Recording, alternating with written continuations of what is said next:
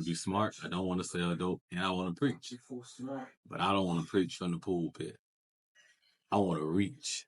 I want to reach and grab people. I don't want to talk to you. I want to live the life that I want to live and show you that there's a way I can live it and make my life so good that people want to say, hey, why do you live like that? I say, because I believe God.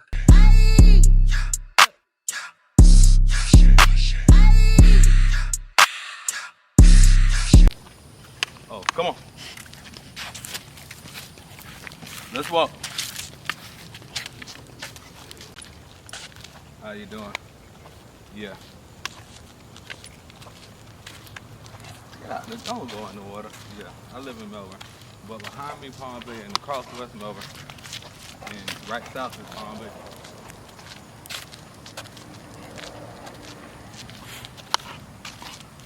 I'm saying it's hard for men to be emotional,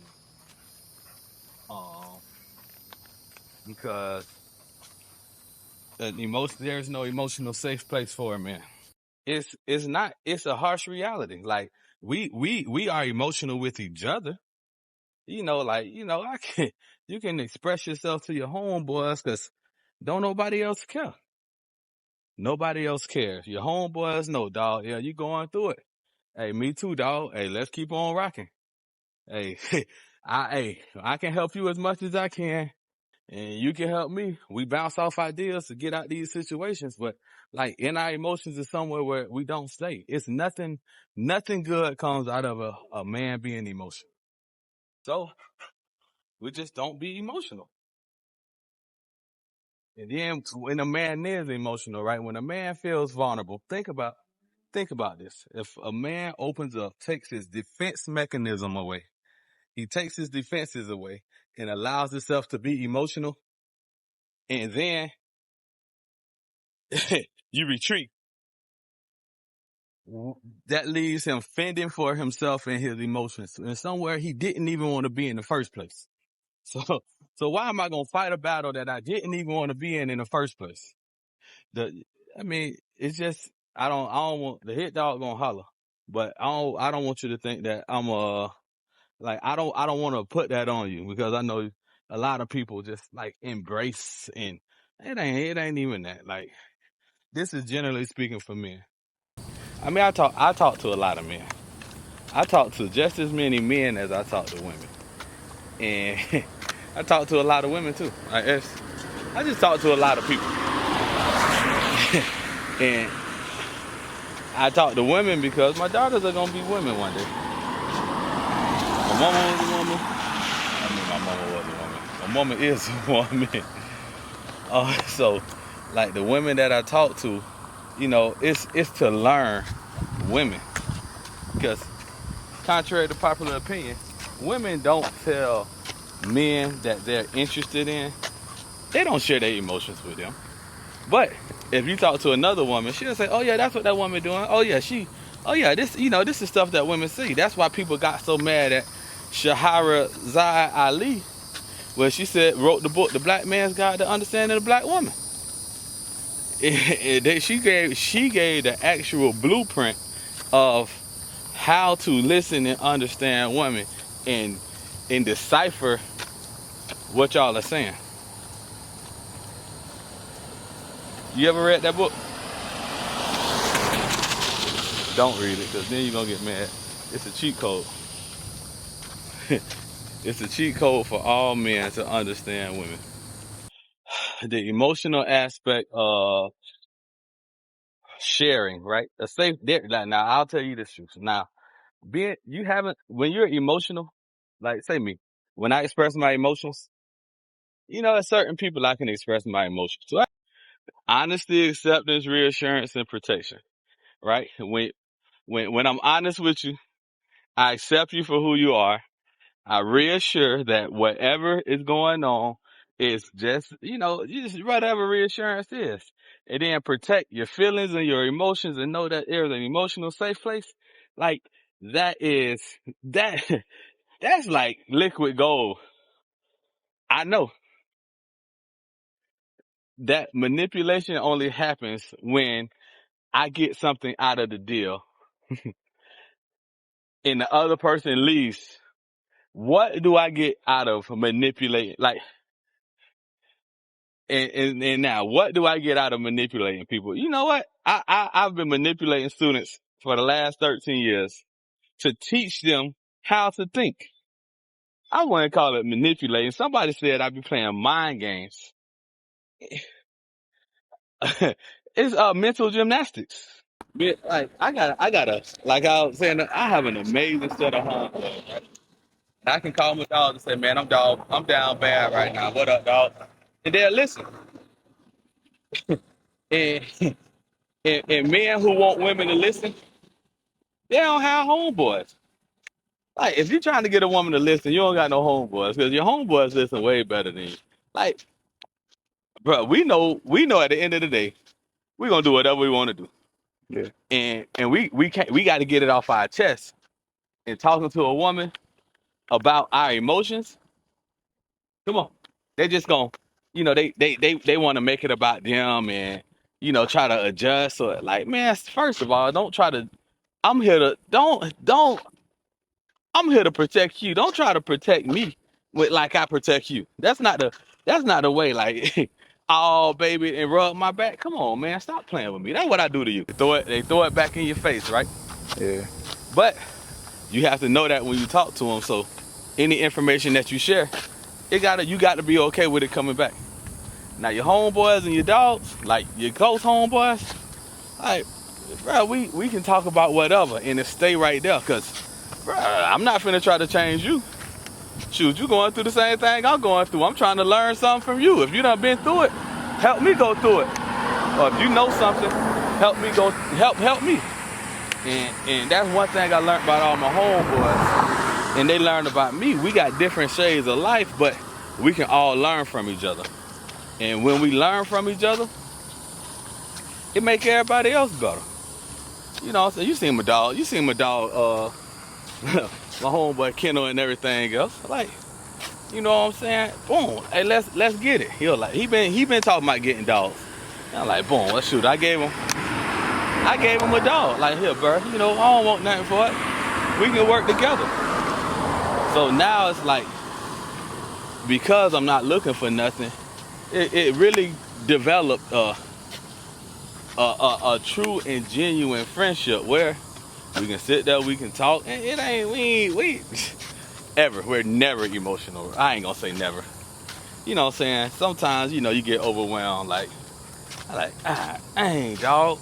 You know what I'm saying? With my brother or, my sisters, my sister's tripping and, I need to get it out, but I need to talk to somebody who understand this kind of stuff and know that, hey, family business is family business, and sometimes I get so overwhelmed that it takes away from other stuff. So I got to make sure that I can decompress.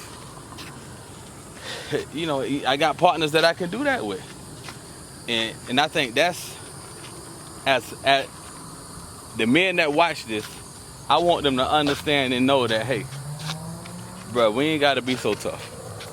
We already naturally are tough, but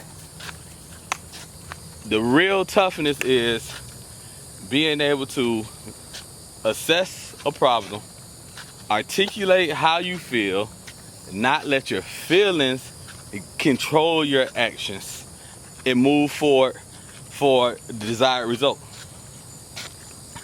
And Nifa, you ain't got no feelings. You a robot. It ain't that. I have feelings. But I had to learn, and my homegirl taught me this. Hey, emotions are indicators. So if it's something that you don't like how you feel, do something about it. Now, they deal with their emotions differently. So now what I do, when I feel something that I don't like, I do something that I like. If I want to feel a certain way, right, I do something. If I want to get tired, I go run.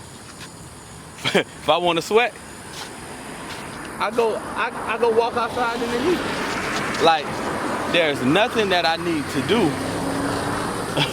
Like, let me see. I read this in the book, and I forgot what book I read. It said, some people sing, we've been told all the time that I sing because I'm happy. That means my action is based on how I feel. I'm happy because I sing. I sing I'm happy because I sing. So singing makes me happy. So the action leads to the feeling. And that's how I try to live my life. Find the actions that I want to feel the way that I feel. And if you don't get anything from this, understand that your feelings are important. But when you put actions to your feelings and do the things that you want to feel, do the things to make you feel the way you want to feel, everything else will be taken care of. Feelings aren't a bad word, and ain't nothing wrong being in your feelings, right? Being in your feelings means you're operating out of your feelings. But having feelings is not being in your feelings. Articulating your feelings is not being in your feelings. It's just what it is. And as men, so many wars and so many, bro, I got so many friends that just did stupid stuff. In their feelings, dog, one moment they mad, next thing you done shot somebody. Now you gotta go sit. My next neighborhood, so my first house this is the first house that I bought. I went from an apartment to this house. I learned that my next neighborhood, I'm telling you now, it's gonna be, my house gonna be huge. It's probably gonna be, I wanna have more kids, and I wanna have room, and each kid have a room. I need to have a mother-in-law suite. I mean, not a mother-in-law suite. Well, that's what it's called. But I want my mama to be my nanny. So I need to have space for her own room, like a little apartment behind or something like that. Have an apartment type place behind my house for my mama to live. And then, when she want to come to the house, she come to the house. Have an apartment for my daddy that's handicap accessible. So, his workers, the workers can come in there and come to work. He probably gonna have 24-hour service. So just have somebody to sit with him so he ain't lonely. And he love pretty women. And I think that, that'll help him want to get healthy. But, now he's service, he's housed at a specific spot. So I never thought about, like, paying being the man and taking care of all my bills as a young man, because I just thought that was the expectation. But now, to take on my family, I'm right now, I got a business called, Enhancing Generational Excellence. And, what I want to do, like we were talking about earlier, my kids, you want a wedding or you want a house? So give my kids a house. When they get married, now you have a house. You ain't in debt. Come on, come on, come on, come on. You're not in debt. You have a house. You have your degree paid for, which is free. So now they're starting off life different than me. Growing up, it was either go to college. I mean, go to the military or go to college, and I had to get a scholarship because that's all we knew. Now the information that I have now, the stuff that I'm teaching my kids. I mean, you can get academic scholarships. There's so much money. There's so much free money out there that you don't have to pay for college and get into debt. And that's the number one key in moving and changing your life. If you can get through college without debt, now you can start a living. And if you can start a living, you're just starting at zero. Most people start in the negative because of the student loans. But if you can get into a high paying career without debt, now you can start off how you want to. And now you understand that, hey, you teach my kids how to buy cars. You teach them how to buy houses. You teach them everything that they want to have. And now they're in no debt and they have the money to do it. The stuff that we see on TV, everybody talk about generational wealth. But what really is generational wealth? You can't guarantee it unless you give the information. So instead of trying to leave them with money, leave them a business, leave them skills to take care of the business, leave them with everything they need to live the life that they want to live. And that's how you create generational wealth. And that's why I created Enhancing Generational Excellence, where my kids aren't going to have the same battles that I had. My kids are not going to grow up the same way that I grew up. Um, I I got my own room my sophomore year in high school when my brother went to college. Before then, I shared a room. I shared rooms my whole life. I've learned how to live in close quarters with people. That's why I know I ain't never going to prison. I mean, I don't want to. That was my sister. That was my brother. But with a stranger, absolutely not. It's not gonna happen. So I stay above the line. I make sure I ain't doing nothing illegal, taking penitentiary chances. But the experiences in life taught me that nothing is guaranteed. But you can guarantee getting something if you do something. For every seed that you plant, there's a tree. So I guess something is guaranteed. And what's guaranteed is you sow what you reap. You reap what you sow. So I sow good information. I sow blessings. I help people. That's all I know. Like I have no issue with helping anybody. I'll give my last. I've learned not to give my last anymore. Now I give from my overflow. But I've never had to. I had to teach myself how to have an overflow, how to give to myself and be so full in myself that I'm not doing anything else. And now the stuff that I'm giving to people comes from my abundance. And the whole abundant mindset, man. And when Jesus said, I come to give life and life more abundantly, I took that to heart. Like, when I was growing up, the only people that had money was the preachers and the dope dealers. I played basketball, and all my basketball coaches were engineers. So I learned, like, okay, either be smart, you preach, or you sell dope. Well, I want to be smart. I don't want to sell dope, and I want to preach. But I don't want to preach from the pulpit. I want to reach. I want to reach and grab people. I don't want to talk to you. I want to live the life that I want to live and show you that there's a way I can live it and make my life so good that people want to say, hey, why do you live like that? I say, because I believe God. Say, as a man thinketh in his heart, so is he. According to your belief, be it unto you. And that happened when he cursed the tree and told the tree to shrivel up and die, and it did the next day. So now, when that happens and that comes, there has to be a space for us to get those things. And I just want it. I want it. I want the blessings of the Lord. Jabez said, enlarge my territory. He ain't make no excuses, Lord. I want this because of this and this and this and this. Enlarge my territory. The prayer right before the in Proverbs 31, from 1 to 10, the man say, Lord,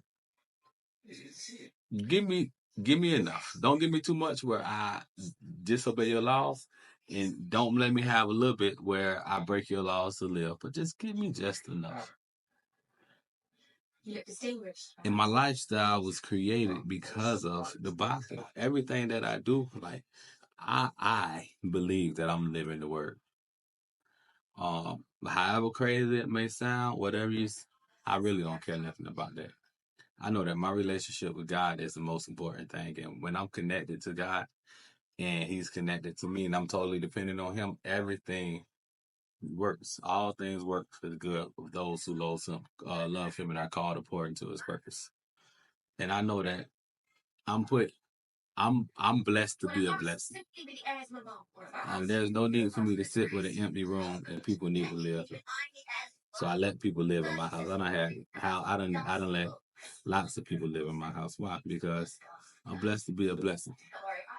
And I don't never charge nobody rent to live here. Nobody never did any of that stuff because to me, it's different. I used to bring students to my house and say, man, listen, I'm from the same place you from. Hey, coach, you live in a mansion. Not quite, but I'm from the same place you come from. And I got out and I didn't make it to the NFL. But I'm living decent. I'm living pretty good. I'm living great. I ain't gonna lie to you. I'm living great. Um, And I appreciate where I'm living.